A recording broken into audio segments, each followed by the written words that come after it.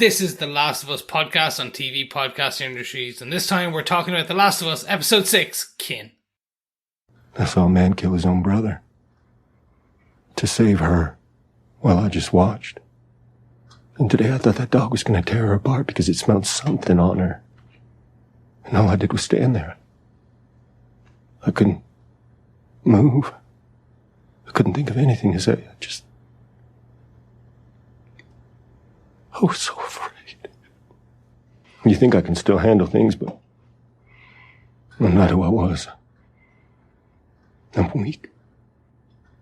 Lately, there are these moments where the fear comes up out of nowhere, and my heart feels like it stopped.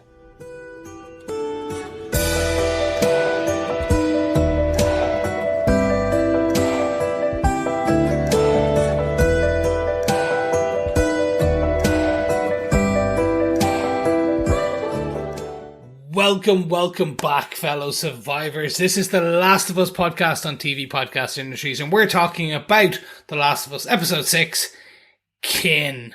I'm one of your hosts, Chris. I'm one of your other hosts, Derek. Hello there, fellow funguis. I am your third and final host, John. Yes. We're all mushroom heads in this after the last episode. Definitely at the end of the last episode. Yes. I don't know whether are you a clicker? Are you a runner? Are you the bendy kid? Are you the Goliath massive tank? Of course. If you were a fungal guy, what would you be? See, of course, I forgot Chris wasn't on the podcast for episode 5, of course. So we haven't heard what Chris even thinks about episode 5 ourselves. Chris, I know you asked the question, but I'm going to throw it straight back at you. What did you think of episode 4 and 5? I loved it. Yeah. I loved the story, especially it's the gut punch ending of Sam. Mm-hmm. Really just seeing how you build that story of what happened in Kansas, hearing how Fedra in Kansas was, or Kansas City, Casey, were bad. Like, they were the worst of the worst. Mm-hmm. And not fully understanding what's going on from when you get there in that initial opening to seeing how they get in there, and but then seeing in episode 5 the shootout from a separate direction, and how Sam and his brother are able to get to Joel and Ellie and then work together. Mm-hmm. And then hearing, I like there's additional kind of hints and kind of Easter eggs about the down underground where they were training the school with the kids about some survivors. And the whole time there's that just one black tunnel in the background where like every horror thread in me is like, someone's going to pop out of there. Someone's going to pop out of there. So never happens. Exactly. And you're like, where are all the, like, what has happened to the infected? To get to that lovely scene where you have the sniper to get there and see the Joel shooting the driver, hitting the house, and then over the period of it, you see it slowly sink, and then hear the noise, and then you remember hearing, they drove them underground. Yes, exactly. And you're like, oh my god! And then seeing the different types of infected. Yeah. All very similar versions of the clickers, but like... Yeah. Clickers and runners mixed in, but just seeing this massive Goliath one, and the little child acrobat kind of in the car, to getting the very much the gut punch ending for Sam. Yeah. Like, again, I haven't played the game up to this point, like beyond, like, again, pretty much beyond the second episode. So this was all new to me. I know the story of The Last of Us. It is, you think you can't have any more heartbreak? Here's some more heartbreak for you. Gotta like this character? Well, that character's not gonna survive because it's The Last of Us. Yeah. The only bit I'm missing is literally Joel and Ellie going, but we're The Last of Us. Well, that is not going to happen. No, exactly. Thankfully, it's not going to happen. But I'm glad you enjoyed those episodes. We mentioned this on the podcast last week, but yes, that section from the sniper to the attack of the infected is from the game, and it is our favorite section of the game. It's such a good moment in there. So I'm glad they translated it the way they did to the show. Obviously, much more character development in there in the episode as well. But heartbreaking ending for the last episode. But the best description I've heard of it since the episode aired and since our podcast aired was, that's what you get when you sweep everything under the rug, like they swept all the infected out of the city without killing them. So the traditional Irish way, really. Yeah. Let's not talk about arguments or issues. Let's sweep it under the rug. Exactly. Exactly. Overall, look, I absolutely loved it, but we're not here to talk about what I loved on 4 and 5. We are here to talk about episode 6 because the kin is good. Kin is family. It's all about family. Yeah. I just want to remind everyone, The Last of Us World End Pub Quiz Question 6 will be up later this episode. You can email all your 9 answers at the end of the season to feedback@tvpodcastindustries.com. And for the extra chance to get your hands on The Last of Us Part 1 for PlayStation 5 or PC, don't forget you can rate us on Apple Podcasts and send us an email with those details. Yes. Absolutely, yeah. Already gotten a few entries in so far for the pub quiz. But if you're saving up to share your answers at the end of the season, I think our closing date's around the 20th of March, which is about a week after the finale of The Last of Us ends, and then we'll do our wrap up for the season and announce who the winner of the pub quiz is. So get all your answers in. If you haven't caught one or two of the questions so far, pop on over to our website at tvpodcastindustries.com. There's a little button that says quiz at the top there, and you can see all the questions for the Last of Us pub quiz and the Star Trek Picard quiz in case you're interested in that too. Yes. And if you like the podcast, make sure you head on over and check out our brand new website that is brought to you by our supporters over on patreon.com. Yes, go to tvpodcastindustries.com and marvel in the beautifulness that is the new website. It's pretty cool. It's pretty cool. And the best thing about it is exactly the same web address, tvpodcastindustries.com. Yeah. Makes it much easier for everybody, right? Yes, definitely. And a big shout out and thanks to our supporters. As we say, it keeps the lights on, it keeps the servers running, and of course, every now and again, things require a little updating. Oh yeah. Sometimes really cool updating. So yeah, go over and check that out. Good stuff. We also want to hear your thoughts. If you want to email us, you can tell us your thoughts about any of the shows we're covering. Email us to feedback@tvpodcastindustries.com. And that's the same place you can send your entries in for the pub quiz. Yes. But gentlemen, should we jump into some of the episode details for episode 6? Derek, why don't you tell us who gave us what with this episode? Absolutely. The show is based on the PlayStation game written by Neil Druckmann, directed by Bruce Straley from game publisher Naughty Dog. The show is written and executive produced by Craig Mazin and Neil Druckmann, and this episode, once again, written by Craig Mazin. This episode is directed by Jasmina Zabanek. She's born in Sarajevo and is an award-winning movie director, but this is her first episode of The Last of Us. So excited to have her on board. Interestingly, on the official podcast, they were talking about the fact that as she was born in Sarajevo and lived during the war, they actually offered her the episodes in Kansas City of the war, and she said, I have absolutely no interest in directing that. I want the character episodes. I think understandably, to be honest. I don't think you want to take your experience like that into a TV show. No, that's definitely a fair one. Maybe slightly too much like history. Absolutely. So she's responsible for all the wonderful vistas we get to see in this episode. And there are many. Really nice. Definitely. John, do you want to tell us what they gave us with your synopsis for The Last of Us Episode 6, Kin? Sure. 3 months after the death of Sam and Henry in Kansas City, Joel and Ellie have made their way to Wyoming to find Joel's brother Tommy and find the Fireflies. But they are lost and winter has set in.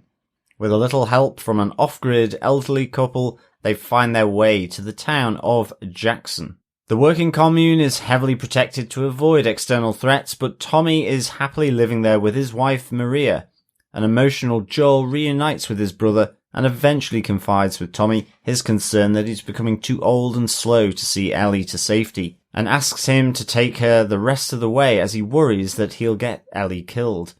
Despite her protests, Tommy gets ready to escort Ellie to the University of Colorado, the last known location of the Firefly scientists near Wyoming. But at the last minute, Joel regrets his decision and agrees to take Ellie to them himself. Leaving Jackson on horseback, Joel promises Tommy they'll be back. At the university, now overrun by monkeys, they learn the scientists have moved on, possibly to Utah. But as they go to leave the campus for the new location, they come across an unknown group of roving hunters. Silently, they make their way back to their horse when one of them attacks Joel. In the struggle, Joel kills his attacker, but is stabbed. Under a hail of bullets from Ellie, the two escape on their horse to the outskirts of the city, where a severely injured Joel falls off the horse, collapsing to the ground. In the cold and snow, Ellie suddenly feels alone and helpless. There we have it. That is an ending. Will, is that the end of Joel? I was going to quickly say that basically, depending on how you see it, most colleges these days are still kind of full of monkeys and roaming bands of hunters. Like, just depending on, like, that's just college, really. I think that's Monkey University that you're thinking of, Chris. Hey. Where I got my degree is not kind of the point here. Yeah, I did like yes. that conversation, actually, where Ellie's kind of going, you mean they did classes here? Adults? Yeah. And it's like... Adults chose to go to school here? Yeah. And it's just Joel's response. Well, they were sort of adults. Yeah.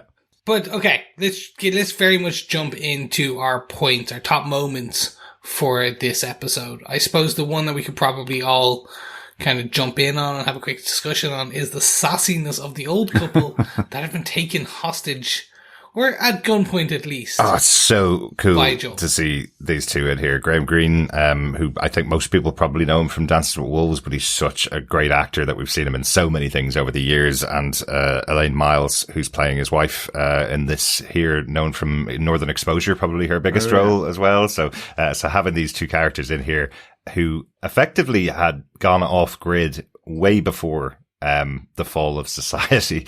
I think it's such a great scene to see the two of them kind of being confronted by Joel and Ellie as well, as they wander through their house, completely lost in Wyoming. We kind of did talk about this in the first episode, but Joel was saying, I'm going to Wyoming to find my brother. And we were going, okay, that's 200 miles away, plus Wyoming's a very big state. How is he going to find his brother? And yeah, totally lost in here. I love the little jab from Ellie where she's saying, yeah, we missed all the road signs in the giant forest out there. You know, another little bit of sassiness from our own main sassy character there. Definitely. Like for me, this was like the comedy part of this episode. And I really, really enjoyed it. I loved the deadpan comedy from the two couple. Yeah. And I just loved how that interacted with Ellie and Joel. Just seeing her use her eyes to like look over it, you know, he didn't hurt me. And the guy just says, I have eyes, you know, and then Joel with his threat around, show me where we are on the map. And the answer has to be the same as your wife's. And it's like, well, did you tell them the truth? And she goes, yes. Are you telling me the truth? Yes. It's like, so good. And it's just where Florence then, says, oh, and he has a kid, and Ellie's, oh, can I come down now? And there's, no, don't come down, but she comes down anyway. And, you know, they might jump us. And she's like, dude, they're like 1,000 years old. It is great. It just the couple, Marlon and Florence, are just so much fun. Particularly Marlon's reaction to Ellie. It's really good. But even just then, Marlon saying, "Who's this little psycho?" It was just all really on point, funny, just so good. Loved this a lot. I mean, even it's even when Marlon says, you gave them soup? It's cold outside. Yeah. Really good. Yeah. I have a thing. Any sassy animals, sassy children, I love. Yes. And then now I'm adding in sassy grandparents. Absolutely. Like, it's just basically when you combine, like, all it needed now was like a sassy animated character, and like, this is perfect trifecta. I love it. I love it. It was just, but there's too much sass then, potentially. Maybe. Like, it's a sass off, if you will. Yeah. But it's even the fact that you can tell they've spent all of their time together. You know, I'd say their world wasn't hugely different before the apocalypse. I guess they just aren't going to places, as Marlon says, don't go to anywhere people were, because that's now completely overrun by infected. But it seems like this is what their life was like for quite a long time. You know, I love Marlon saying, "We moved here before you were born, kid," to Joel, who's 56. Like, and Florence saying, well, I didn't want to move here. Just still holding that back. Like, again, it would be 50 years out here in the wilderness, and she's still holding that as a grudge against her husband, who she's stuck with all the time. Yeah, and totally isolated, totally off grid in the sense of when they say they're going to find the fireflies. You have Florence saying, oh yeah, we get those a lot in the summer with the bugs. And then when it's explained to her, she's like, there are firefly people, and just like kind of chuckles to herself that this is the most ridiculous thing ever. Really good. Really good. Yeah. I mean, they also as well then set up that warning, the notion of the river of death, about the bodies piled up on the other side, infected and uninfected. And, I do like the moment where he says, what advice would you give to those heading west? When Joel says that, and Marlon just says, head east. Yeah. Like, so you're kind of going, what the hell is about to happen? And that kind of does set up the rest of the episode, because you're basically, you see the expanse of just pure white and nothing. And the couple are like, there's nothing out here except for death. Yeah. Like, basically, we see dead clickers, or dead infected, I think they say, and dead people. Yeah. People go there and never come back. And I was wondering, and I guess since you're not a game player, Chris, I wonder, that's probably a question I'll ask you. Did you feel the tension in this episode? Given that we've had 5 episodes where every episode we've had someone die, things go down really badly. Did you feel that as tension in this episode, that something really bad is going to happen here with the setup? Because I did feel this is another episode that feels much more like a Western than I was expecting coming into the show. You have this setup of the 2 wandering strangers coming into town and getting the warning off from the old couple in a cabin. That's kind of a traditional kind of Western setup, as well as some horror movies too. But what did you think, Chris? Did it have that tension set up for you? It did. Like, a lot of this show is very much feeling like Lone Wolf and Cub style stuff, where you do have this elderly, gruff Ronin or Western cowboy looking after the young apprentice. And you get that, like, they're sitting around the campfire talking about the stars and their wishes, which is great, and we can kind of chat about that later. Yeah. But the whole time, Craig, I should say the director, has kind of chosen to blanket everything in a way that it is dark out there. It's just pure, like, so when they start to fall asleep, you're like, okay, they're going to get attacked. Yeah. Like 100% by people or something. And then when you have that additional discussion of, was that the river? I thought that was the river. Yeah. You're like, oh no, you're already there. Oh no. Yeah. And then you get a big dam, and you're like, oh no, there's going to be something there. They're going to have to cross. Yeah. It's just consistent. The best one I had is there was a pan back when they first crossed the bridge. There's a pan up, I should say, of kind of the upcoming landscape. And in the far left of the screen, there was this just big building. Kind of just a great building. And it just caught my eye because I was like, oh, they're going to have to pass this biolab. Right. And that's where, like, because it's the middle of nowhere, they were testing on the infected and they made a super infected. That kind of thing. Yeah. Just based because they racket up the tension consistently. They do, and I think actually just that whole meeting at the start is a really good setup because, in a sense, until the very end, nothing as such happens to them. There's moments of danger when they're surrounded by the people on horseback. Absolutely. But actually, it plays out in a much calmer way. But because of that warning, you're constantly going, well, I was anyway, constantly thinking, oh, something bad's going to happen now that they're in Jackson. Yeah. Oh, who are these people on the riders? It ends up being fine. And I guess part of it is that any one of those points could go and could head south really quickly. Exactly. Depending on who you are. But yeah, and it kept a tension throughout the episode, which was really, really well sort of maintained, I think. Yeah. And we've also had the setup for this back in episode 4 as well. You know, Joel and Ellie, as you say, Chris, is sitting out in the wilderness, Ellie seeing the Aurora Borealis and them talking about their hopes and dreams. When they go to sleep, Joel says, I'll take both watches tonight. And then you see him on his side again, exactly as he was when the guns were held over him by the two brothers back in episode 4. So you do have that feeling of tension, I'm sure, as well, when you're in those moments with Joel. So this has all been building, but it all helps to kind of they're using those kind of pieces that they've built throughout the season so far to amp the tension, even in an episode where you get to the end and go, actually, none of that was tense. It was quite a nice story where he goes to meet his brother, isn't it, this episode? So he finally gets to reunite with his family, you know. There's quite a nice storyline that's there, but they've ramped up the tension, even though it all actually worked out very well in the end. So, yeah, exactly. But they keep you on edge as well by adding the proxy that is the panic attacks that Joel feels. Yeah. So you're like, oh, is he going to have a heart attack? They just drip feed these additional, just as moments as you start to feel things are going well.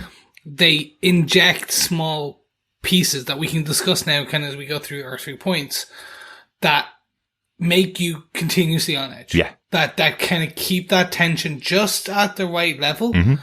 That like you don't drop into pure kind of endorphin like, everything is fine. Oh, no. Like they just keep you at a nice steady kind of like 80 on this kind of blood pressure monitor. Exactly. But it is much easier watching the second time, thankfully, once you've gone through that. Just before we move on from the opening of the episode, interestingly, another episode that doesn't have any flashback in it at all. I think I mistakenly, as part of my joke last week about the flashback only being 10 days, I mistakenly said there was a flashback in episode 4 and there wasn't. So this is the second episode where we've had no flashback at all, no time back in the past at all. So all taking place in the present moment with the two of them. But a 3-month time jump in this episode. Yeah. So they have taken a very long time to get across now from Kansas City to Wyoming. It's taken 3 months, mostly on foot, as by the sounds of things. That is what they've done. They didn't get any other vehicle or anything like that on the journey. So, and it's winter time. It's snowing. So, you know, things are getting tougher. Yes. And we will say, again, exactly the same as the game. This is where the game takes place. It is winter time, and there is a 3-month gap after the last big moment, I suppose, before this, at the death of the kids. So, yeah. And it's okay. I'll kind of jump in and take the first point here, which is the commune and the communists of Jackson. I love that.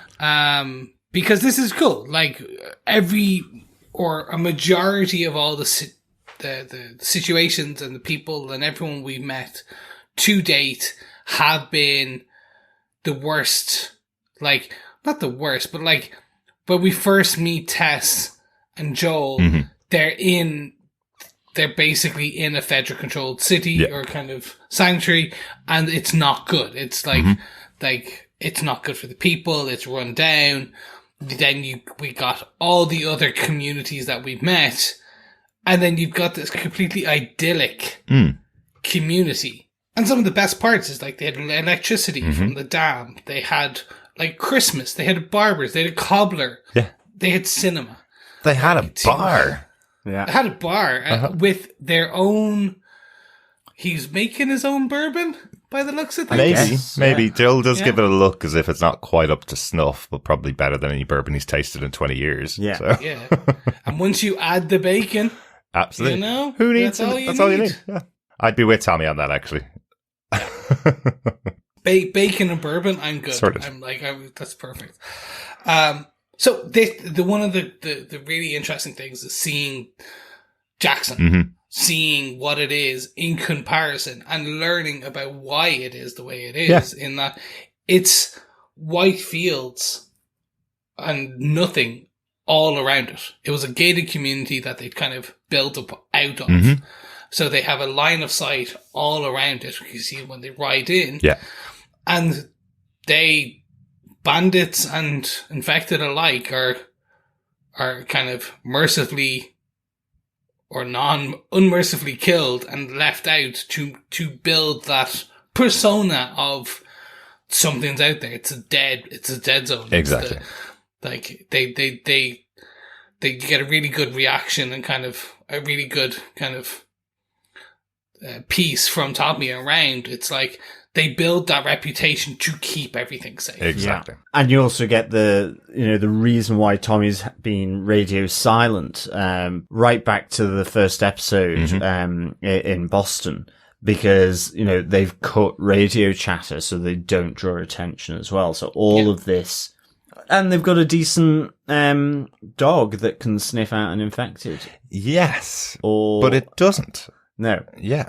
That is the bit I was interested in, because technically, like, that's like almost like, is it like a COVID sniffing dog, for example, right? Where if you were infected in that point in time, you technically the dog would bark. But if you're immune and you've gone through COVID, the dog's not going to bark. Kind of. I take it that the dog sniffs out cordyceps. And because Ellie doesn't have them inside her because the infection hasn't gone through her body, she's no longer infected, effectively. Yeah. So, yeah, it's very, very hard to tell, but that was a really tense scene because it was. I love how they set it up where Joel is being checked and you almost see it as if, okay, well, Dad's safe, that's fine. Therefore, Ellie doesn't need to be checked. It's almost going that way. He kind of goes, okay, we can breathe now. Everything's going to be okay. And then they say, right, now the girl. And then suddenly you can see everybody starts to tense again. But nice tension breaker where the dog just licks her face and the two of them are in a loving little moment between the two of them. That's quite nice.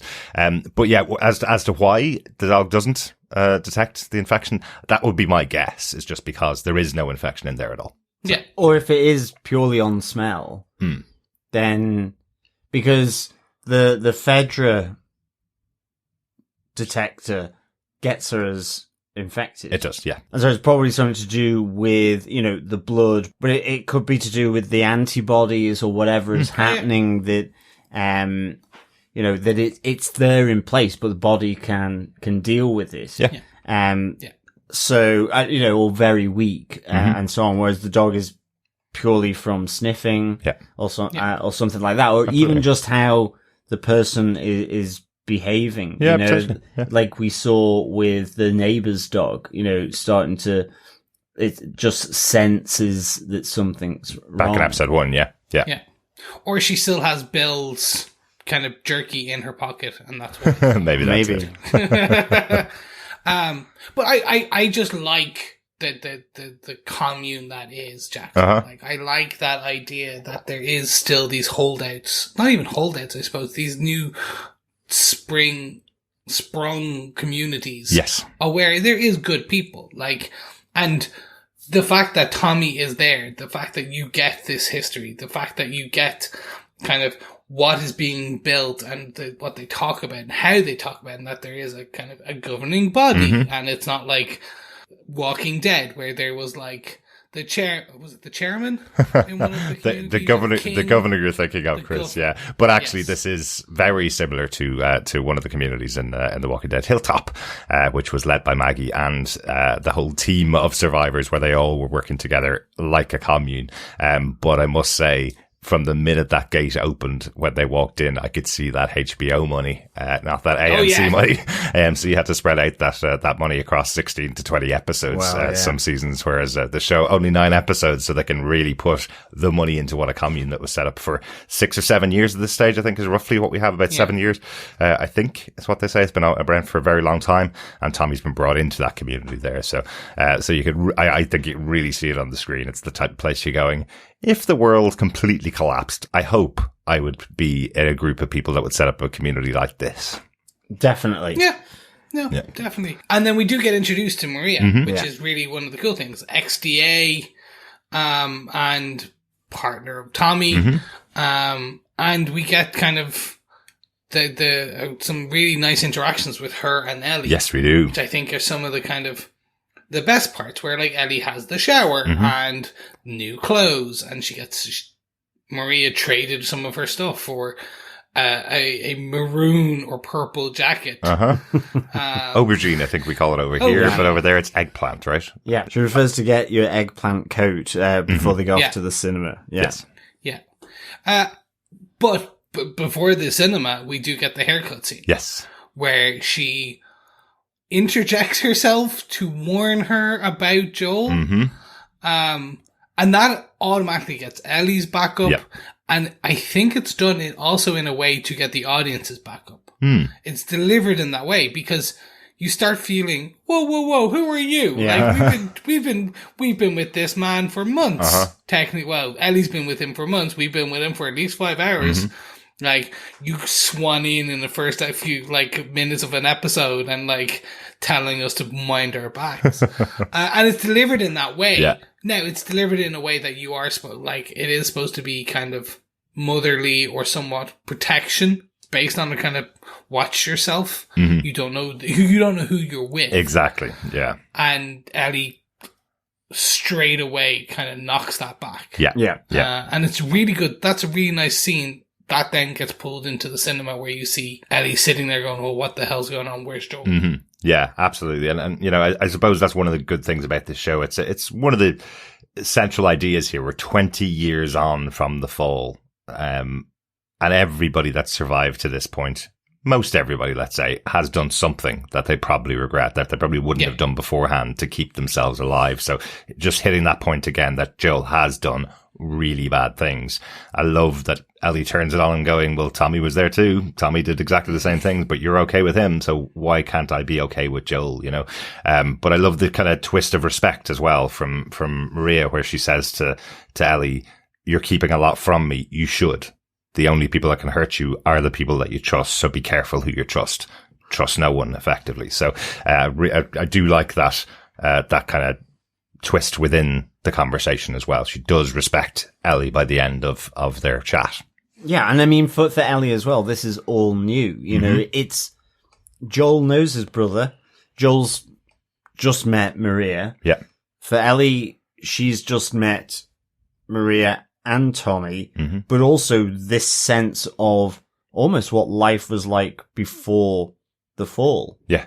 You know, it's like when she's having her meal in the canteen and she's just wolfing it down. She goes, I don't think I've ever had a full meal. Yeah.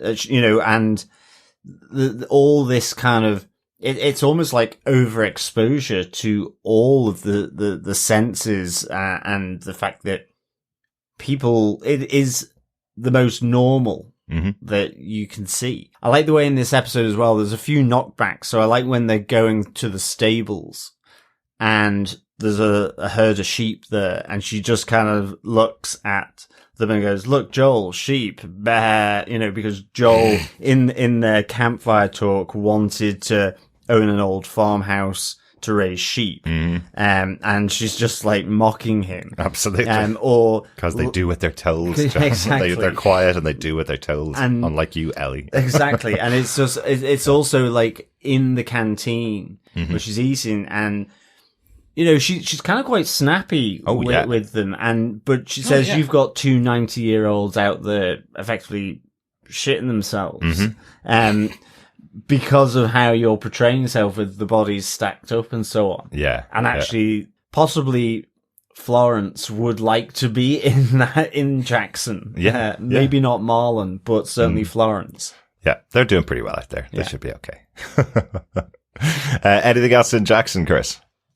No, that's really it, because there's a few more character moments, but where I think I have a strange feeling that you guys might talk about it.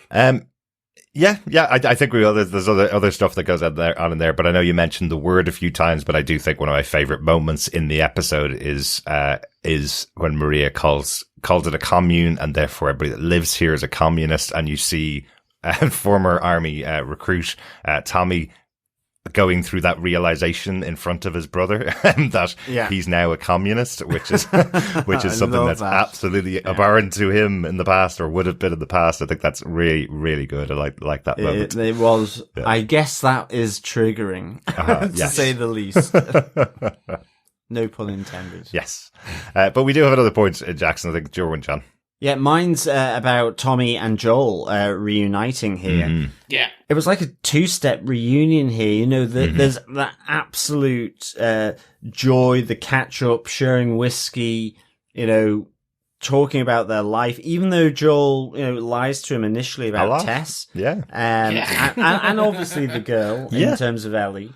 He lies a lot, but he does seem like he's happy to see his brother at least. Well, he is. I mean, it's like the shout out on the street. They go for that catch up where they can talk about it. You know, Tommy is more honest about Maria and that they're pregnant, but this is where Joel asks him to come along with them. You know, for Joel, his expectation here has been he's going to reunite with Tommy, and then it's back to how it was before. You know, in effect, Tommy replaces Tess to some degree. Yeah. In this, and he's like, well, I can't because my wife, she's pregnant, so I'm not going to be able to go and carry on with you to the university, to the Firefly headquarters in Colorado. And you can see, you know, Joel immediately gets his back up. He's annoyed, and he goes in for that, like I guess families do, that kill, the hurt, you know, the retort, about, well, we'll soon see if you're a good father. Yeah. You know, even that, you know, this is the first time they've met in months, and he's immediately sort of attacking his brother. First time they've spoken in months. First time they've met in years. Well, that's true. Yeah. Because it's been a few years since they've been outside of Boston for Joel and Tess early on in the season. We hear that, and that's been a few years, but it's been a few months since he's heard anything from Tommy at all. So Tommy's lived here for that number of years. I think we get that. It's 4 or 5 years he's been there, I think. So it's a long time, you know. I kind of also like that callback where where Joel talks about, you know, those things we did, and Tommy is, we murdered people. Yeah. You know, but exactly, don't sugarcoat it. But it links in with Maria's warning to Ellie because, in a sense, Tommy does take ownership of what happened, whereas Maria's excuse to Ellie is, well, he was following Joel. Yeah, and so I thought that was a nice little touch, just those different perspectives here. But I love the description that Tommy gives of it. Effectively, we did the things we had to do to survive. Those were the only things we knew how to do to survive, but there were other ways we just didn't know them effectively, which I just thought was a really great way of describing why they did what they did. Yeah. And so, you know, they've only just met. The euphoria of it is like really quickly dampened in this, and as Joel walks off. But then I think you get the more intimate chat where Joel is confiding and telling the truth to Tommy in the Cobblers, where, you know, he tells that story from the beginning that Tess has died. He tells him about Sam and Henry, all the things, and importantly that Ellie is immune. You know, he isn't just doing this for a big paycheck like he said back in the bar. She is immune, and there's a chance that Tommy can bring his newborn child into a better world, one where they will be protected against the Claudiceps. Exactly. And it also reveals what we've been seeing throughout this episode. You know, we see the kind of anxiety or panic attacks immediately as Joel and Ellie came out of Florence and Marlon's cabin. And that was in response to Marlon telling Joel, your brother's definitely dead. There's no way your brother could be alive. If you go out any further west here, your brother's definitely gone. And that is his first panic attack that we see. That's it. It's the kind of, you know, it's the panic, not necessarily that a panic attack, but the panic of waking up and having fallen asleep during the night. And it's Ellie who's guarding over him, not him guarding over him and her. Yeah. You know, it's the dog sniffing, with, you know, feels helpless in that moment. So all these different panic attacks. He has another one in Jackson as well. is where he's like, I'm just getting older. I don't remember my dreams. I'm getting slower. I'm worried I can't react to help Ellie get to where she needs to go. Yeah. And he even mentions she will die. Yeah. And he even mentions Ellie saving him in Kansas City, that 5 years ago he would have taken apart that kid. Yeah. It had to be Ellie that shot him, and they may not have gotten out otherwise, you know?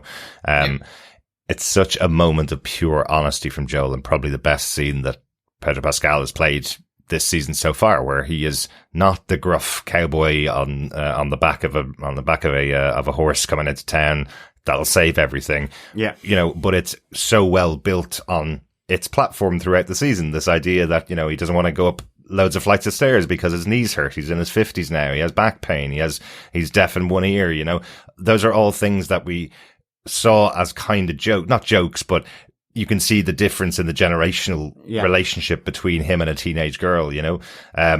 Whereas now you're hearing him almost fall apart because he's saying this to his brother, being completely honest with him. I think I'm going to be the one that gets her killed because I'm no longer as fast as I used to be. And she needs someone like you, someone who knows the area, someone who still has their skills and abilities. She needs you to protect her, not someone like me. It's a real bare soul moment to his brother. It really is. And it's a call for help. I mean, you know, he says, you need to take her, you know, you have to take her. It's a plea ultimately coming from Joel that, you know, because she could be the future for humanity, he can no longer be entrusted with this, as you say, because of his deafness, his weakness, his fearfulness, and so on. So, and it all could have ended so many times so far as well. The end of the hope for humanity, because he's the one with his finger on the trigger and his sights aren't as good as they used to be. Absolutely. Yeah. I mean, and, you know, just one final thing really here from me is I absolutely loved Gabriel Luna in this episode. Absolutely. You know, his portrayal of Robbie Reyes in Agents of S.H.I.E.L.D. or as Ghost Rider, really, really enjoyed that. I actually just felt like I'd seen this massive progression in him professionally, his skill, you know, whatever. That's what I mean. It's not something meant to be disrespectful. It's just like, as a much younger actor doing that show, very different, you know, reason for that show, very different type of show.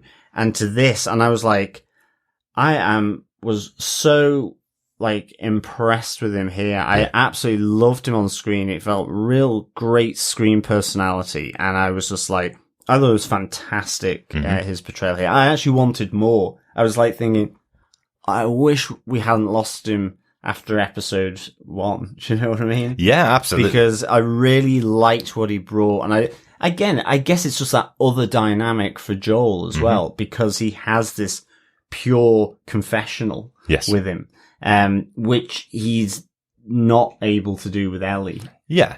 He doesn't want to show any kind of vulnerability around Ellie. Firstly, because he doesn't trust her to begin with. He doesn't trust and doesn't believe that she's infected and immune. Secondly, because she's a child just like his daughter. And now towards episode 5 and 6, because he doesn't want to show vulnerability to her because he feels it's a weakness.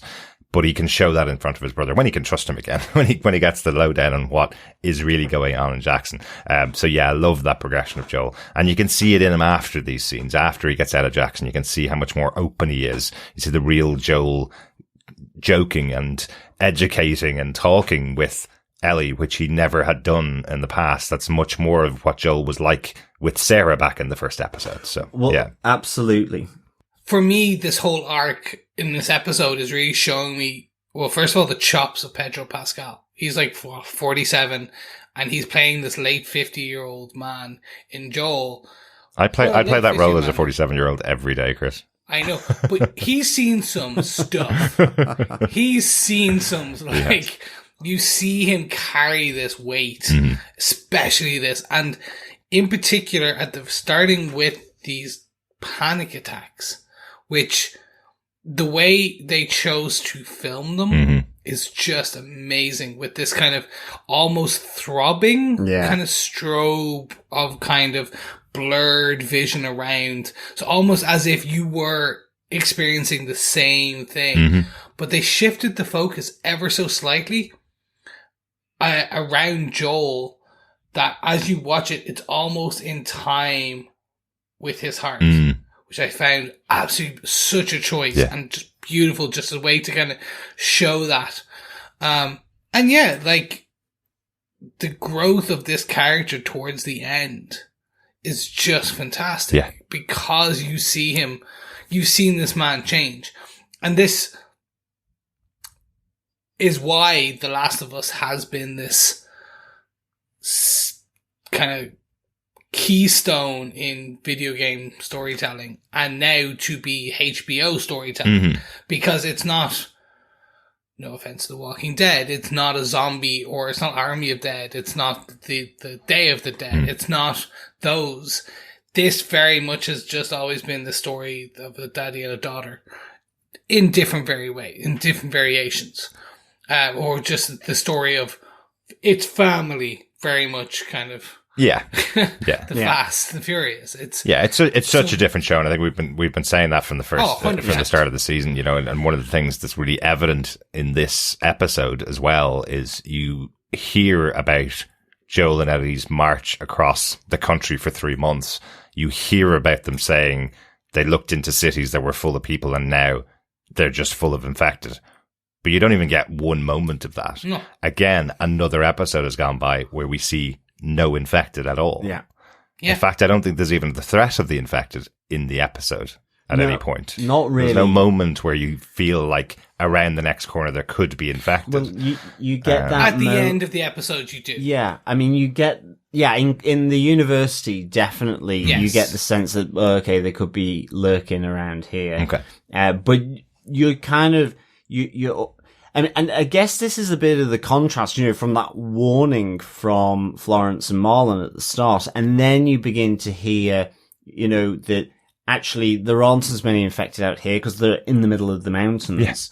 And that's why they've placed Jackson in the middle of this really wide valley in the mountains, is because it's effectively like, you know, shooting fish in a barrel. Exactly. Because you can take, you know, headshot them from 300 exactly, yards. And you get that from Tommy using his skills to, you know, shoot the heads off any infected or, you know, dangerous other groups. I think you might be exaggerating that from Joel kind of going, even on your best day, you wouldn't have been able to do that 10 years or 20 years ago. There's no way you're able to do that now. So you get the sense that, you know, there's relative safety here behind the walls of Jackson, but also in the immediate area. Yeah. It explains why, despite the warning at the start, they've had this relatively uneventful, at least from an infected point of view, route to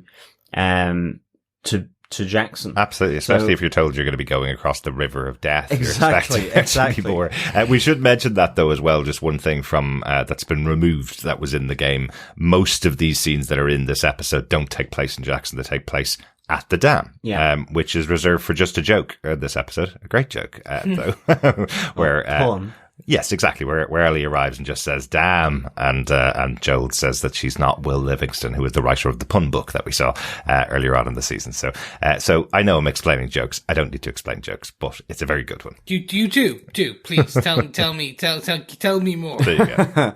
But I think the other great thing about this reunion between Tommy and Joel is it actually has the potential and almost leads to, you know, a massive bust up with Ellie because she overhears the conversation of effectively, Joel passing the protection of her, that mantle, to Tommy. And for Ellie, it's, you know, as she confronts him, back at the place that they've been given, she says, if you're going to ditch me, ditch me.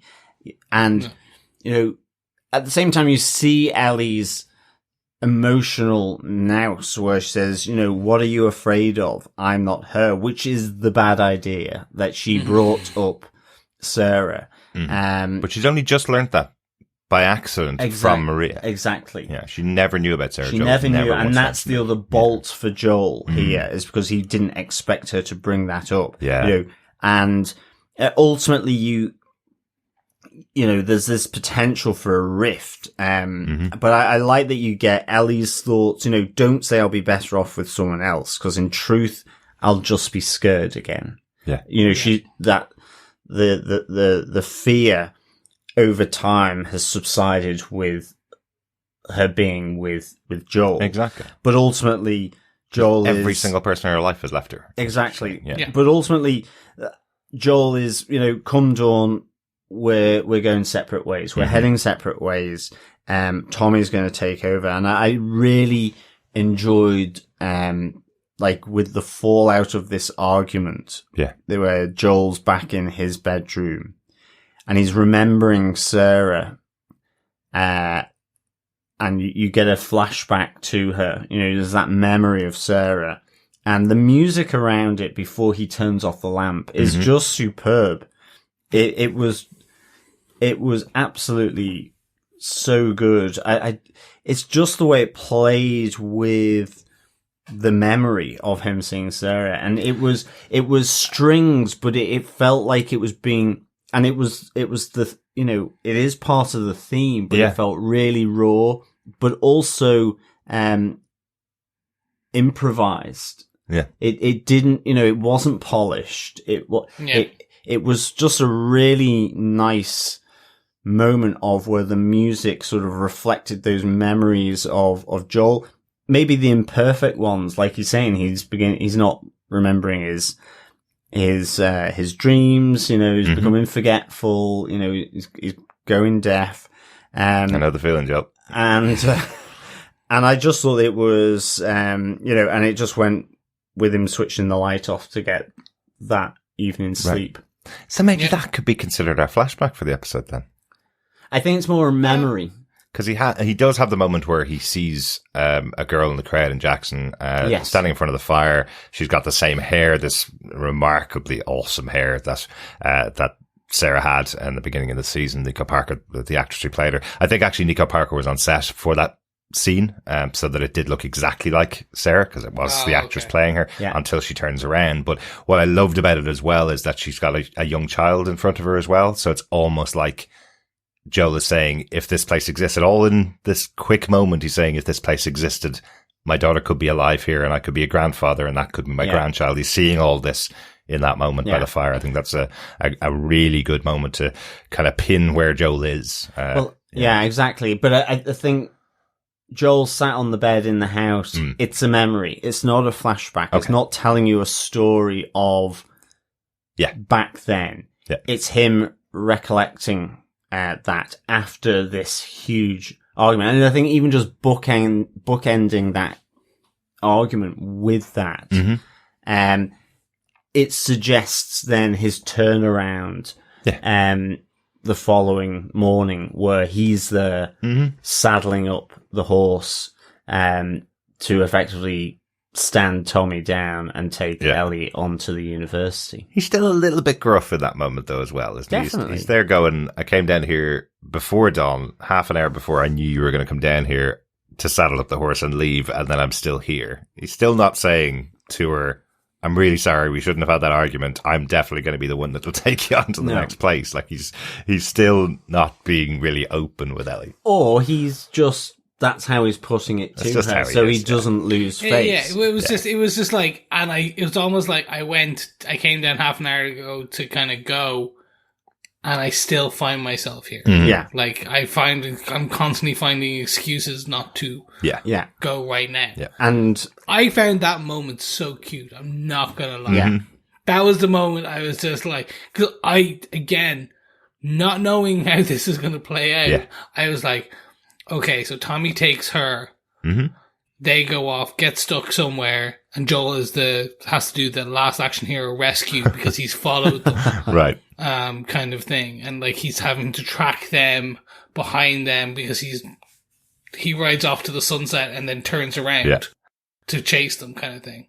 And I think what really aids this as well, you mentioned it before, Chris, this is a HBO production. This always will draw a great caliber of actor to a show, but also involving Craig Mazin in the show with his success with Chernobyl, also involving a highly respected game that has lots of buzz around it, is getting in actors that you wouldn't expect to see in these shows. You know, even Regina Wesley here as Maria being in the show, massively successful on True Blood, had a great career there. So having her in here in this role of Maria, which is this episode does hinge on the kind of things she tells Ellie and how she's dealing with Ellie, but also having Gabriel Luna in here, you don't expect him to be left behind at the end of the episode because you're going, we've waited 5 episodes to see him after the start. He's definitely going to go on this road trip with him. Oh, actually, no, he's not. He's going to stay behind, and Joel's going to take on what he should be taking on and bring Ellie off to where he needs to get her to. Well, that's it. And I mean, that rift that could potentially have happened in that moment, that passing of ways between Joel and Ellie actually becomes the reverse in, you know, like we see when they're back on the road, where he's teaching her how to shoot the rifle. He's teaching her about NFL positions and the rules of the game, what happened in the world before, such as, you know, the way of that world, that he was a contractor, all of that, pulls them together, probably gives Joel more comfort in dealing with her now that in effect the unspeakable, which is Sarah, has been spoken. Yeah. You know, in a sense, almost like it just needed to get out there. Exactly. And yeah, I agree with you as well, Chris. That moment in the stables I thought was really, really cute. I just love the fact he goes, you deserve a choice, and just then her duffel bag is just flung into his midriff. Yeah, like I'm coming. There with is no choice here. I'm you know, you know, let's go. Absolutely. Effectively, absolutely. Do you think the showrunners knew what dates these episodes were going to air when they were making the show? It's really unlikely that that's what happens normally. And in this case, last week's episode took place in Kansas City, and the Kansas City Chiefs were in the Super Bowl. And this week's episode, Joel's teaching Ellie about the rules of American football, and it's airing the week after the Super Bowl. I just find that really weird. There was no mention of it in all of the other episodes, and the 2 episodes that bookend the Super Bowl have connections to it. No, I just think it's really, really good timing. It's like Hideo Kojima's game, Death Stranding, all about people being in lockdown and like all these things. And that came out pretty much just at the begin. Well, it came out just before COVID lockdown and all that stuff. And like, it was just like, oh my God, these people are prophets. How'd they know? Absolutely. I think that's it probably from Colorado, right? And from the re-meeting of Tommy and Joel, right? Yeah, absolutely. Yeah. So I want to talk about the last point then, the last moments in this episode when we get to the University of Colorado, which is another point on the journey that doesn't really seem to lead to what they want to see. They're trying to get to the Firefly doctors that can test on Ellie and try and cure the infection. But when they get there, the Colorado University is completely empty. I do love that they kept the monkeys in for the game. Definitely. It was so cute to see the monkeys running wild in the University of Colorado. There's indications that those monkeys were the ones that were being tested on in the labs in the university, or in the by the scientists effectively. So they've now gotten free and they're overrunning the university. But again, I mentioned earlier on, and you guys actually mentioned as well, that there was no infected in the episode, but there is a feeling that if you walk into the university at a completely empty, massive structure like this, that you could find infected in there. Definitely. Yeah, I get what you mean, that there was a possibility of that, but it is completely empty. They have they get a kind of a guiding idea that they could be going off to Utah as the next place they'll be going to. All the pins lead to Utah? Yes, yeah. So why Utah? Why have the Fireflies relocated there? Is it better equipment? Is it are they getting all their resources together? Are they all Mormons? Possibly. Yeah. Salt Lake City. Yeah. maybe. Yeah. But what's more important here to the episode is, as they discover their next destination on this cross country journey, a group of hunters happened to be walking through the university itself. So whether they've been watching them before they got there and have caught up with them, or whether they followed them here, or whether this is just literally they are scavenging and happen to come across the university when Joel and Ellie are there, we don't really know. But it does get quite brutal, gets quite dangerous for Ellie and Joel. You know, we've had those warnings throughout this episode of the dangers that are out there in the world, and this is exactly the kind of danger that you run into as a group like this that are potentially going to take your life. The fight that we have between Joel and this hunter as Ellie gets in the horse, I thought was really good. The fact that he smashes his baseball bat and then that's what he uses and end off stabbing Joel with the baseball bat. You're kind of wondering, did Joel cause that in a way? Was it accidental on the guy's behalf? Would it have been better if Joel had just been hitting the side with the baseball bat rather than getting stabbed by this bat? Also, why did he pull it out? Well, that too. That stuff's in there. You're like, you leave it in there because otherwise you're going to bleed. Yeah. And you think he know that. Yeah, I think he's just in shock in that moment. Yeah. It's one of those things that people always say, you know, those warnings of what you do if you're attacked by a bear, you know, or what you do if a lion's charging towards you, you know. All great things to tell you in advance of it happening, but when it actually happens to you in real life, are you really going to listen to that, or are you going to go, hang on a second, did I just get stabbed? And then take the knife out? Well, that's it, yeah. And I mean, it's this group, whoever they may be, are these the people ultimately that Florence and Marlon were warning about? Because I mean, even coming from Jackson to the university, again, Joel and Ellie, I think it's Ellie that says, I don't know what the elderly couple were on about, because it's another 3 days and nothing's happened to them. Exactly. And then you get the event that happens to them at the campus. Yeah. I think part of that is to do with people's fear of the world is probably keeping them alive, even though there's nothing out there. But some people are just so fearful of what's going on. Yeah. They keep themselves really safe. And that can be a good thing, or it can end off you not being a part of this community like Jackson. You know, I think they actually would probably have accepted in the elderly couple if they had wanted to go there, because they aren't murderers and they're not infected, right? So that we know of. They're murderers to the rabbit community. Yeah, you're yes, right. Exactly. But yes, the world is changing. There are marauders, there are raiders out there, there are these hunters out there, but you may be really lucky and never actually meet any of them, I suppose, is the situation. But unfortunately here, Joel has met them, and again, Ellie's the one that saves him. Yeah. That is part of the revelation to Tommy, is Joel worried that he's not able to save Ellie, and that she's saved him multiple times now, and she does it again here. She's the one that fires the gun in the air to drive off the hunters, gets him on the horse, and gets him out of there. But we've got a massive cliffhanger at the end of this episode, as Joel falls to the ground, blood pouring out of him. So is this a good cliffhanger for the end of the episode?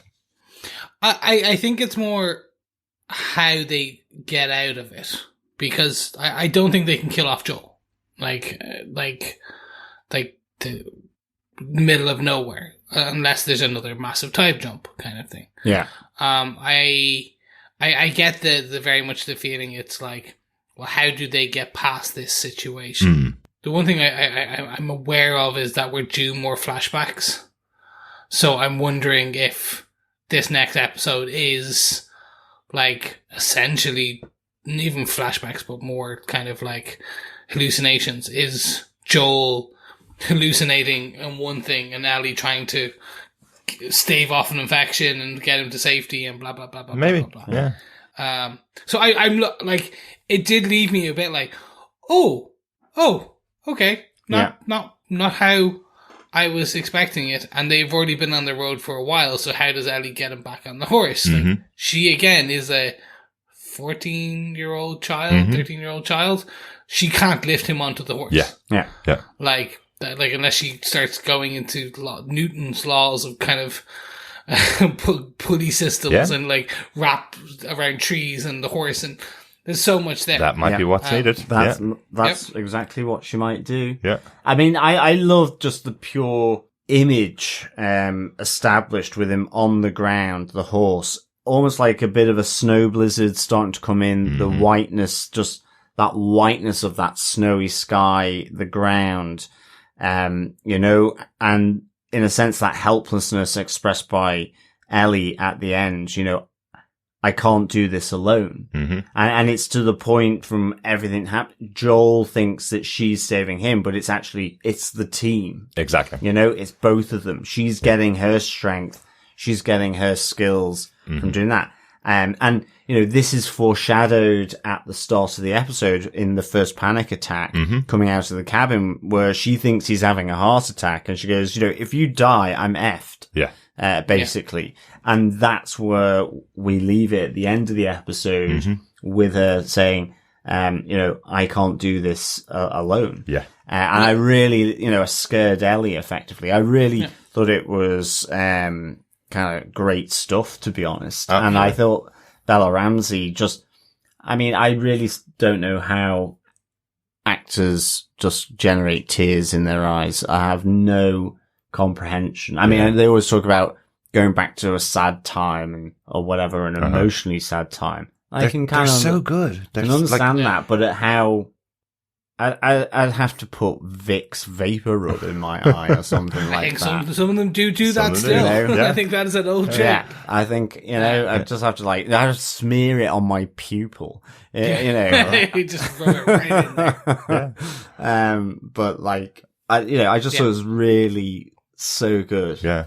And I know we already called out, you know, Gabriel Luna and Regina Wesley and Pedro Pascal in this episode, but Bella Ramsey is fantastic as well throughout this episode, playing all those emotions of, you know, being abandoned by the only person that's stuck around, you know, all of those moments, and getting to the end of this episode here and potentially being abandoned in an even worse place, you know, being abandoned in a town full of other people. Hey, not so bad. I know it's an awful moment, but being abandoned here in the middle of nowhere after an attack is awful. So, wonderful job there. But gentlemen, I think that's the end of all the points. Does anyone have any notes they want to highlight? I've got a couple of notes, and I'm going to try and keep them as light spoilery as possible, but there's a couple of really nice nods here to the games in the episode.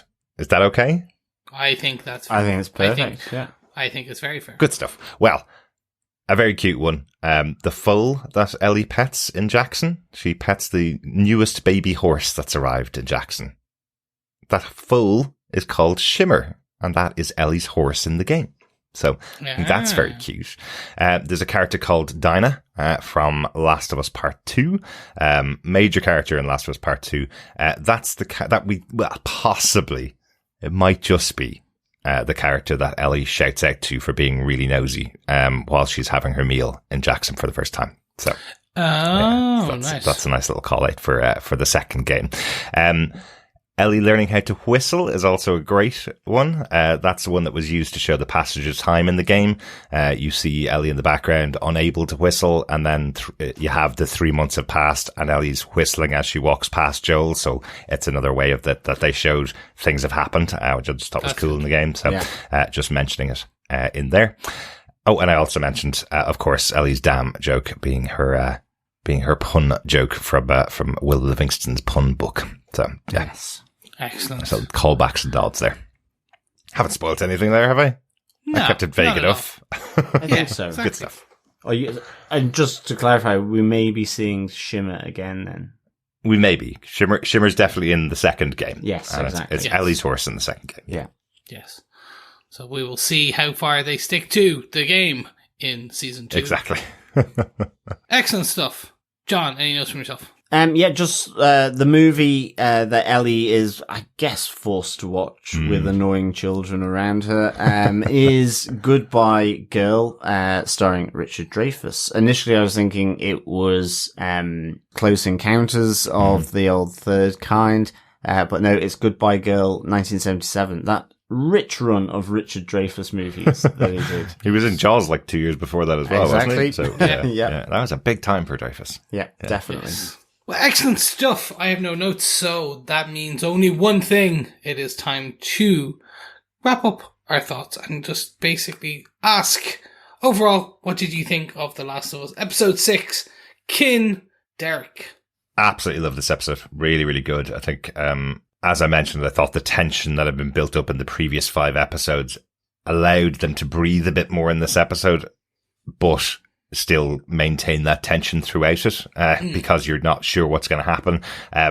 This will be a regular feature of other shows like Walking Dead, getting to a town, it all looks perfect, and underneath the surface, something's going to happen, something's going to break out, everybody's going to die. And I think by establishing in the last few episodes that somebody dies by the end of an episode, you actually think that's what's going to happen here in Jackson at some point. But having this working community, seeing what Ellie's reaction to it is, as she hasn't really seen a working community outside of Fedra controlled environments that she's been involved in, having the reunion of the 2 major characters, Joel and Tommy, together, the people that we haven't seen together since the opening of the first episode. Those were the characters that you thought you were going to be following through the season as well. Remember, they were the ones that got out at the beginning. Having that reunion, it worked really, really well. Introducing these new characters like Maria, it was fantastic. Loved this episode. I thought it was perfectly played. It almost made me go, if this was a different type of show, if it wasn't on HBO, I think they could bring in writers and tell the story of what's going on in Jackson, how it became this town, and how it goes on into the future. That you could almost have a spin-off show based around Jackson and the characters that are in here, because they're so well drawn. That's not something that's going to happen in the Last of Us universe. That's not how these writers are going to work. This is a show that's going to tell a finite story within its 9 episodes, and then a second season, as we know, is coming as well. So, but they were just so well drawn. It was great to see. It felt like a working place that you don't see very often in these types of shows, and just great characters, great performances. Really loved it. Really excited to see where it's going and what's going to happen to Joel and Ellie next week. Yes. Good and stuff. to any writers or producers listening to us, please do not give us a spin-off right now. Like, just give us the season 2 and then we'll take it from there. If you want to have some kind of web series that holds us over until season 2, do that. No. Maybe, but like, along with the Season 2. give us Season 2 Yeah, first. just Season give 2's us coming. first. Season 2's coming. How about a podcast based in Jackson that we could host Ooh. Yes. as the podcasters at the end of That'd the be good. apocalypse? There you go.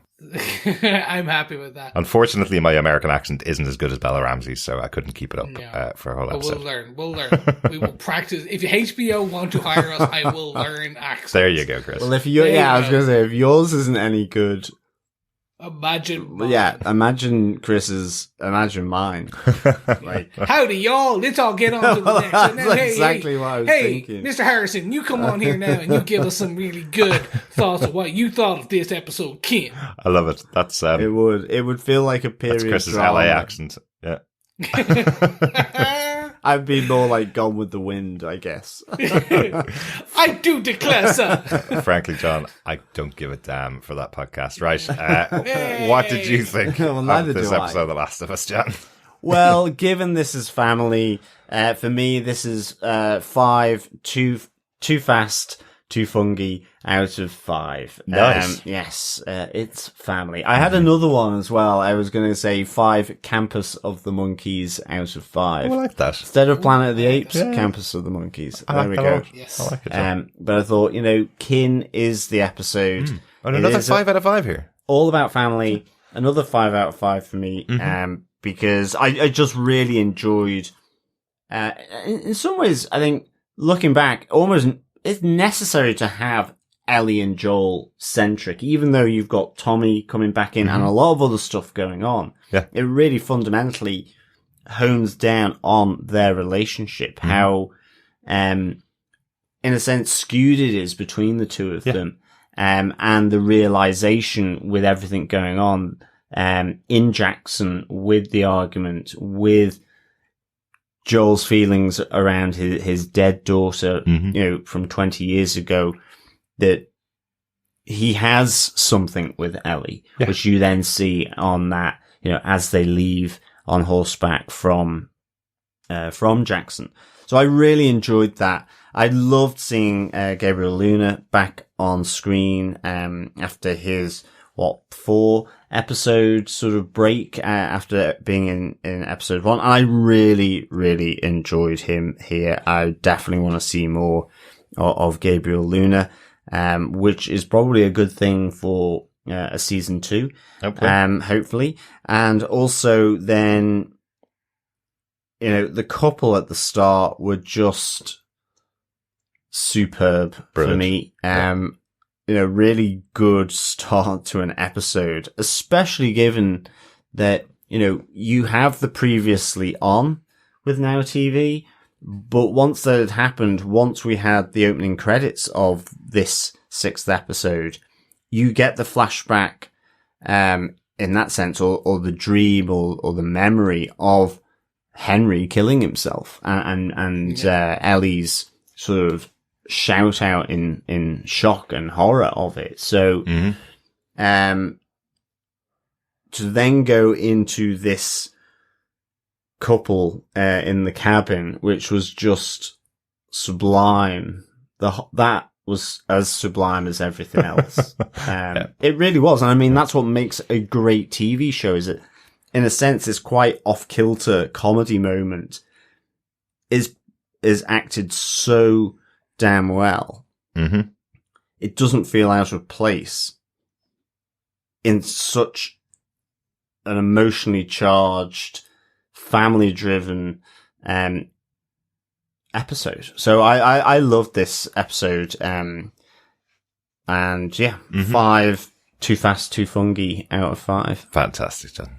Excellent stuff. Chris, what about yourself? This show has just consistently brought its A game for me. It is a story I'm invested in. It's something as I already kind of stated with you guys and with our audience, I know where the story is going. I know the ending. How we're getting there has always eluded me. I just have never played through the game, so therefore I've never known what the beats are. And I'm still so invested, even knowing where we're getting to, just knowing that these individual beats and the focus on the characters.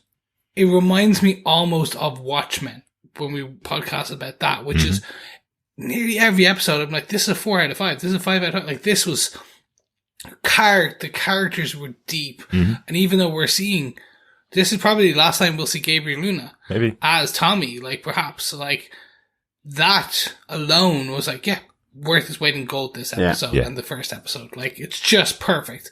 It's like every time, like when we saw Bill and Frank for one episode, that episode is still some of the best TV I've seen in the last decade.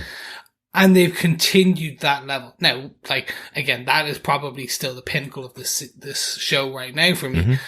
But each other episode still delivers for different reasons.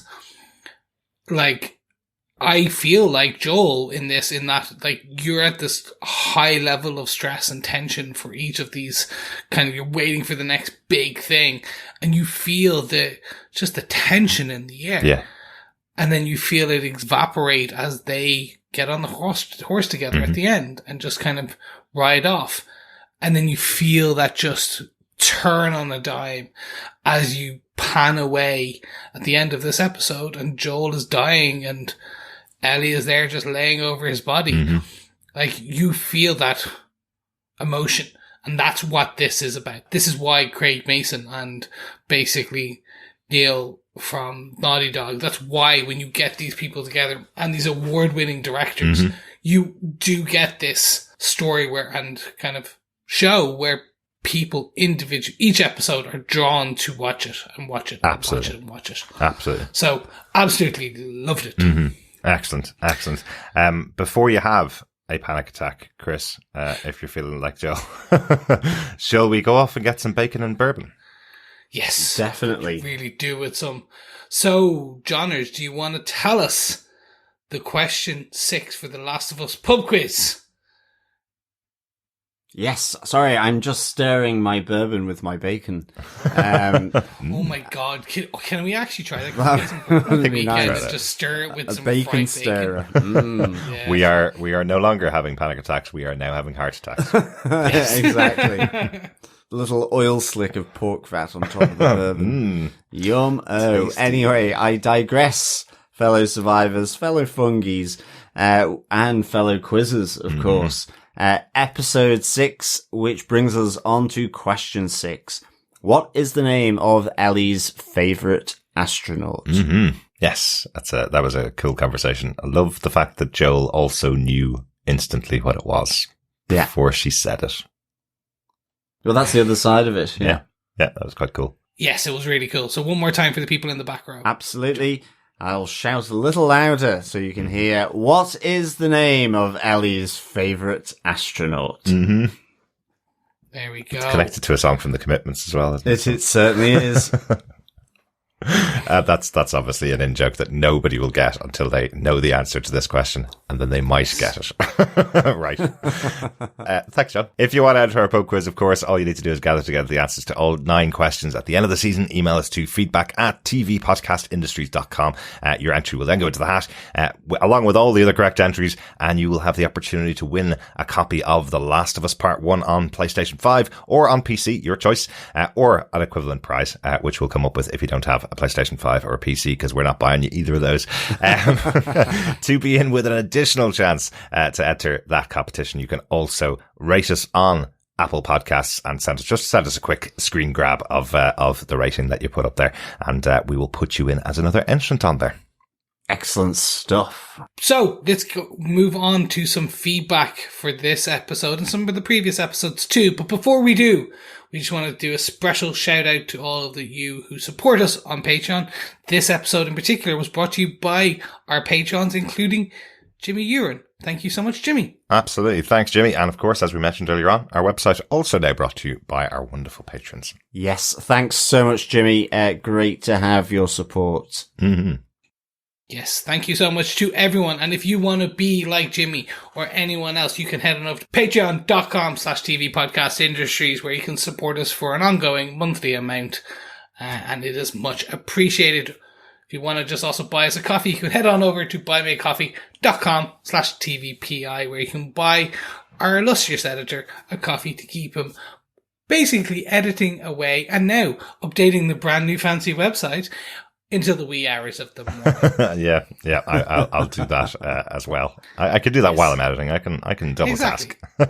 Yeah, you're a multitasker. Exactly. We believe in you. Exactly. But let's head on over and discuss some feedback that we've got. First up, we have some email feedback from Susan, who had this to say. Really enjoyed your podcast. I have thought about Kathleen in episode 5. When she was giving her speech to Henry saying Sam isn't the most important person in the world, I think there was definitely rage at Henry for giving up her brother to Fedra, but also a lot of guilt. It struck me as her trying to convince herself that it was wrong for Henry to save his brother at the expense of hers, when a big part of her feels guilty that she didn't do something similar. Michael is her very first priority, even in death. And we see her sacrifice countless lives as a result. When she tells her story about their childhood, I felt she was a bit tortured, remembering it as she felt he had always been there for her and she ultimately let him down. Kudos to Melanie Linsky for another amazing and complex performance. Thanks, Susan and VT. Thanks, Susan. Yeah, Melanie's performance across these episodes were absolutely stunning. But I also see what you mean with this kind of two-factored kind of thought process going on, her trying to convince herself. Personally, I felt it was more self-serving. Like the story she got and she gave around, there was definitely guilt there, but that end scene, it was very much, oh, no, no one man is above all else, but I'm going to be a hypocrite because my brother is above all else. That's personally the aspect I kind of dove in and kind of hung on to, which is there's a hypocrisy there. Yeah. But I do where you're coming from, Susan. It's an interesting one for me. I kind of mentioned it on the podcast last week. One of the things that I found interesting about her argument is she's not wrong. Like, why is anybody's person more important than anybody else's person? You know, that's kind of the thing. Her most important person was her brother. She didn't have children. She didn't have a younger kid brother. So her most important person was her brother. And because of Henry's actions, he died. So why does that give him leeway to allow his brother to live? So it's not that I agree with it, but she made an argument that I can see playing out in her mind as well. But yeah, it's just a wonderful character, lovely and nuanced for a character that only appeared in 2 episodes of the show. Yeah, and absolutely. Mel Ulinsky does that so well. I cannot wait for Yellow Jackets season 2, which is coming out next month, I think. Really looking forward to seeing much more of Mel Ulinsky in that. Yeah, thank you so much, Susan, and I'm really pleased you're enjoying the podcast, and greetings to you in Vermont, I'm guessing. Oh, yes. With VT. That could be it. I was trying to work out where But I might be VT wrong. was. Yeah. I'm just having a good guess there. Could be Virginia Tech. We don't know. Oh, yeah. It could be. Good stuff. I was trying to think of every VT, and I was like, I can't think of anything else. Videotape is all I ever have in my head because I'm really old. Yeah, thanks But it again. also killed the radio star, so it's huge. Yeah. It will always stay in our memory. Yeah, thanks so much again, Susan. We also got some feedback through on our Facebook group over at facebook.com/groups/TV Podcast Industries. First up, Parthenia Dupree Locklear says, "This was an emotional ending. Tough. I have no complaints about this show. Each episode has me ready for the next episode. I'm about to listen to your review. Hopefully you touch on the bloater, because I need more info." Thanks, Bithynia. I'm not too sure whether we actually talked. We talked about obviously the scene with the bloater and with the clickers that are in the episode, but I don't know whether we really talked much about what the bloater is in last week's episode. And I think that might clicker. be what Parthenia is saying. Yes, a bloater is another advanced version of a clicker. So effectively, you move on from being a hunter, being recently turned as an leveled effective. up. Well, effectively, Exactly. it's a video game. Exactly. So in a video game, it's a higher level, but this is supposed to be something that's beyond a clicker. It's something that's gone beyond that stage, or has evolved in a different way to a clicker. Yeah, I have to say, after the Guardians of the Galaxy Christmas special, I felt it was Groot with some kind of condition, bark condition, because of the swole Groot. Oh, right. This was a swole clicker. Kind of. Or it was Groot. He was the chunky boy. There you He was go. the chunky boy. Exactly. Except they made him a bit muscly. Like basically he like, you know, had the Marvel abs. Basically, this is the HBO abs, and essentially the bloater got the HBO abs versus kind of bloating out too much. I know you're saying that as a joke, Chris, but look up the actor that played him.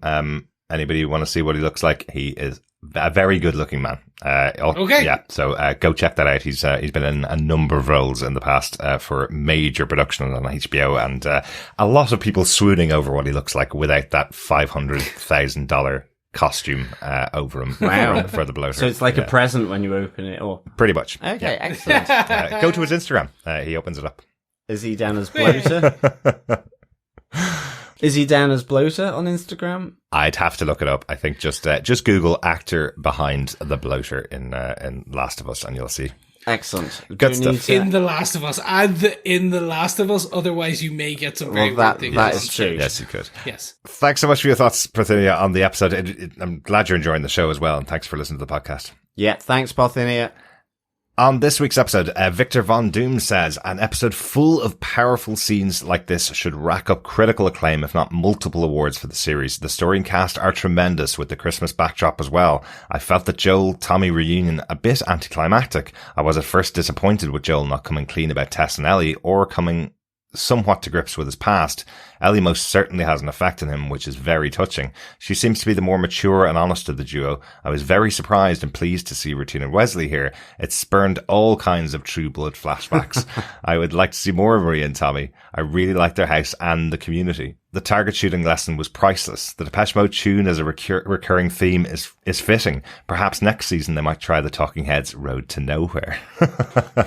They have got a target this season, so maybe next season they don't have a target. They don't have a specific place to go, so maybe that would be the recurring theme next season. That is true. Interestingly, the version of the Depeche Mode song is actually sung by Craig Mason's daughter in this episode. And part of the reason why he asked her to do it is because, as her father, he was trying to get the emotionality of a singer singing the song about her father, like Ellie and Joel's relationship has become in this episode. Yeah.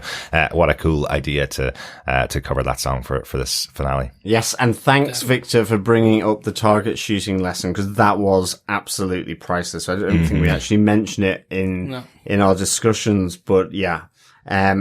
Making love to a rifle, Hilarious. I guess. Yes. Yeah, they definitely missed a trick though with it, because the shot actually went through the H, not the O. It should have gone through the O. He should have gone literally a couple of bits right, and rather than go through the bottom of the lowercase H, he should have gone through the O to the center of the O. Would have been a better joke. It would have been. But again, I don't want to repeat things that people have already heard on the official podcast. But one of the things I liked about this is Craig Mazin says this is a 1 in a million shot and 1 in a billion at the moment for Joel, because he's already complaining that he's lost his touch. So the fact that he hit it at all just makes him look really like Magic Dad to Ellie. You know, look, this amazing ability that he has that she couldn't even hit the target at all, and he's able to hit it dead on. So, but really like it. Good stuff. Thanks for that, Victor. Yeah, thank you, Victor. And finally, we have Jamie Lawson on this week's episode, who says, good episode with a couple of great guest appearances from Graham Greene from Dances with Wolves and Elaine Miles from Northern Exposure. Fleeting as they were, at least they survived. Very true. Absolutely. Yeah. I mean, it's not the kind of show, but I'd love it if the spin-off series could be with, Florence and Marlon. Just set it in a house and people come and visit them and they take the piss out of them every week. Yeah, Is that what they do? I like it. It would just be really, at least a one-off. It would be really good. I guess it was a bit like a Christmas special, given there was snow outside. That's true. Yeah. Yeah, I don't think I've ever seen Northern Exposure. I'm thinking the only one I remember is the one with the Mountie, and I think that's close, but that's actually not that. No, that's due south, I think. That's You're it. thinking Yes. of. That's like Where a half-hour Mountie comes comedy. down. Yeah. Yes, there you go. Yeah. Now, Northern Exposure, I do remember, but it's quite a while ago now. It was a cult show from the 90s, based in Canada, and had a similar sensibility to Twin Peaks in a way. It wasn't a murder show. It wasn't like Twin Peaks. Yeah, it wasn't a murder show, but it had that kind of dark sense of humor. Yeah, it did. Because I remember that and X-Files were my kind of... Your jams. They were my jams, yeah. Excellent. I must watch Northern Exposure again because it's ages, and I just don't remember an awful lot of it. I feel like it might have been the 90s the last time you watched it. Yeah, it was. Good stuff. But such great guest stars here, as I mentioned earlier on, you know, HBO being able to draw them in, Craig Mazin obviously adding to it, and just, it adds to the prestige of the show when you have someone that only appears for 15 minutes in a show, and they've got such a big body of work as these two do as well. So great stuff. Thanks so much, Jamie. And thanks everybody for your feedback. If you want to send us any thoughts on our podcast or any of the shows that we're covering, you can email us to feedback@tvpodcastindustries.com or pop it over to our Facebook group at facebook.com/groups/tvpodcastindustries. Also come and visit us on the website at tvpodcastindustries.com. Loads of contact places on there as well. And you can get the pub quiz questions and every episode of every show that we're covering, because we're covering lots and lots of stuff at the moment, aren't we? Yep, we certainly are. Yes. We are covering Star Wars The Bad Batch and Star Trek Picard each and every week because you know what? We want, much like a certain person from a pub quiz question, we want to be in the stars. Yes, we do. Yes, there we are. And that's along with our coverage of The Last of Us. 3 more episodes to go of The Last of Us. Next week is episode 7. One for the gamers here, Left Behind. I think we all know what that one means. Yes. Very excited about that episode. Looking forward to it. Yes, it's definitely going to be a good one. And also, in case you missed it, we also went to the cinema this week, because we don't just cover TV on TV Podcast Industries. We also went and saw Ant-Man and the Wasp: Quantumania, the 31st MCU movie. That is also available on our Movies on TV podcast feed and TV podcast feed. It certainly is, and the kickoff to Phase 5. It is, yes. Yes. Yeah, unfortunately, Chris couldn't make it for that one. No, I couldn't, unfortunately. Chris. I know, boo me.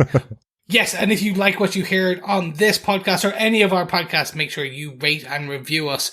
But also, more importantly, we also very much appreciate if you can share the podcast, because sharing the podcast is what, gentlemen? Sharing the love. Sharing the love. Yes, or sharing a indeed. horse. Sharing the Yes. horse. Yes. Yeah, sharing some food. Sharing a rabbit. Sharing some bourbon.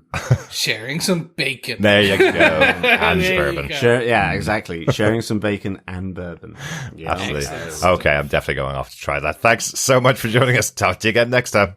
Yes, thank you so much, and we'll speak to you next week. Yes, thank you so much, fellow survivors, for joining us in the meantime and before next week. Keep watching, keep listening, and keep surviving. Bye. Bye. Bye.